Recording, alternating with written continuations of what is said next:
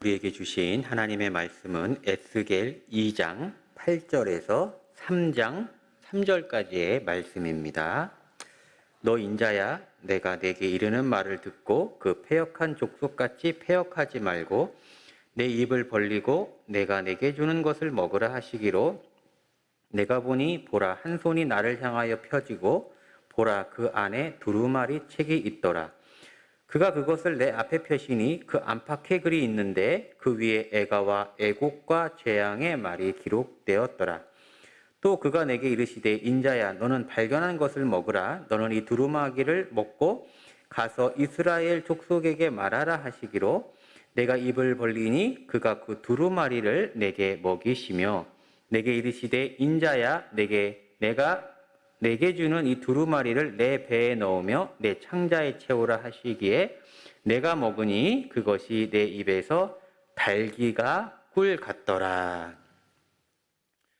우리 교회에서 연말에 하는 행사 중에 하나가 새해 말씀 카드를 뽑는 것이 있습니다. 보통 송구 영신 예배 때 하는데요. 이제 송구 예배 드리고 영신 예배 할 때에 올해 나에게 주시는 하나님의 말씀 이렇게 해가지고 그 책갈피 같은 말씀을 뽑죠. 그런데요, 제가 그 매년마다 보는데 그 영신 예배 마치고 그 주중에 아주 소수이지만 성도님 일부가 사무실에 오십니다. 사무실에 오셔가지고 말씀 카드를 다시 뽑으면 안 되냐고, 그래서 다시 뽑아갑니다. 또 자녀들 것도 가지가 몇 개 또 뽑아가시는 분도 종종 있습니다. 여러분, 왜 그럴까요? 왜냐하면은 그 새해의 말씀이 마음에 들지 않기 때문에 그렇죠. 잘 된다, 번성한다, 회복된다, 형통한다, 이런 말씀을 기대했는데 기도하고 헌신하고 봉사하고 만족하고 자족해라, 선교해라, 이런 말씀을 받으니까 마음에 들지 않아서 다시 뽑으러 온 것입니다. 여러분, 복과 형통을 약속하는 것은 하나님의 말씀이고, 기도하고 헌신하고 자족하고 선교하고 이런 말씀은, 회개하고 이런 말씀은 하나님의 말씀이 아닐까요? 아니죠. 다 같이 동일한 하나님의 말씀입니다. 더 나아가 그 목적은 어떨까요?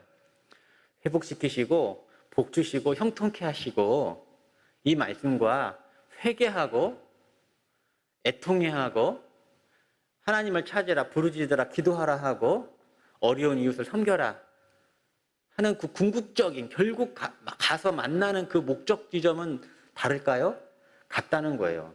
결국 하나님의 백성처럼 거룩한 삶을 살고 하나님의 영광을 올리고 하나님이 나려주시는 은혜를 누리는 백성다운 자질을 갖추는 데 있다는 거예요. 그래서 이 모든 것이 하나님의 결국은 진정한 형통과 회복을 누리는 백성으로 만드는, 인도하시는 하나님의 말씀입니다. 모두가 하나님의 말씀이라는 거예요. 그러니 우리는 하나님의 말씀이 그 내용이 어떠하든지 경청해야 하는 것이죠.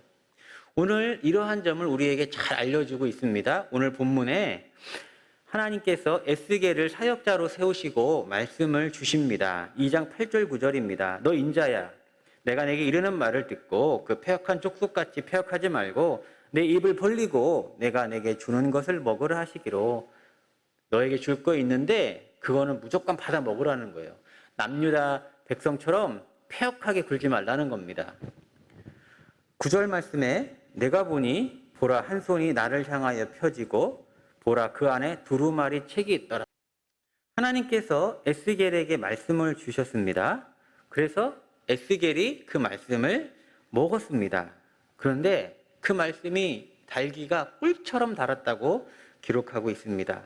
3장 3절 말씀에 내게 이르시되, 인자야, 내가 내게 주는 이 두루마리를 내 배에 넣으며 내 창자에 채우라 하시기에, 내가 먹으니 그것이 내 입에서 달기가 꿀 같더라. 하나님께서 말씀을 주셨는데요, 그 말씀이 입에 달기가 너무나 달았다는 거예요. 꿀같이 달았다, 이렇게 기록하고 있습니다. 그런데 의아합니다. 에스겔이 받아먹은 그 하나님의 말씀은 꿀같이 달만한 그런 내용이 아니었기 때문입니다. 복을 선언하는 내용이 아니었어요.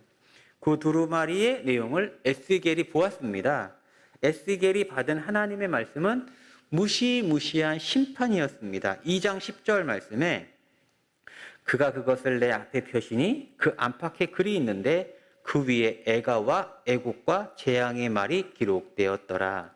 에스겔이 받은 내용이 애가와 애곡과 재앙의 말이었습니다. 근데 애가에 해당하는 키님의 원형 키나는 장례식 때에 부르는 장송곡이라는 의미입니다.